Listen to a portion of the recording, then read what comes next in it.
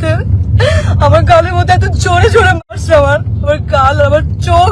আজকে আমার সব সিন শেষ, আমি লাস্ট সিন। তো ওই সিনের মধ্যে লেখা ছিল যে আমি গিয়ে তিশাপুকে, সিনের মধ্যে লেখা আমি গিয়ে তিশাপুকে চট দিব এবং চট দেওয়ার পর উনি ওইখান থেকে চলে যাবে, এটা সিনের মধ্যে লেখা। তো আমি টেকনিক্যালি, আমরা তো আর্টিস্ট, আমরা তো টেকনিক্যালি কিন্তু আসলে আর্টিস্টকে আমরা যদি কেউ কাউকে মারে বা আঘাত করে আমরা কিন্তু খুব সফটলি টেকনিক্যালি সেটা করি। তো আমি তিশা আপুকে খুব আস্তে করে গালের মধ্যে জাস্ট একটু গালে হাত লাগাইছি।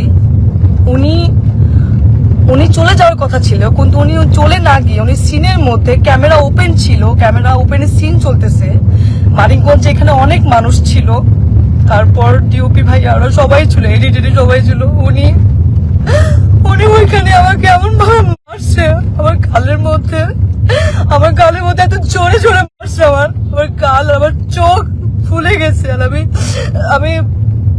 আমি আমি মানে কথা বলতে পারতেছিলাম না, আমার এই জায়গাটা এত জোরে লাগছে, তো আমি নিতে পারি নাই।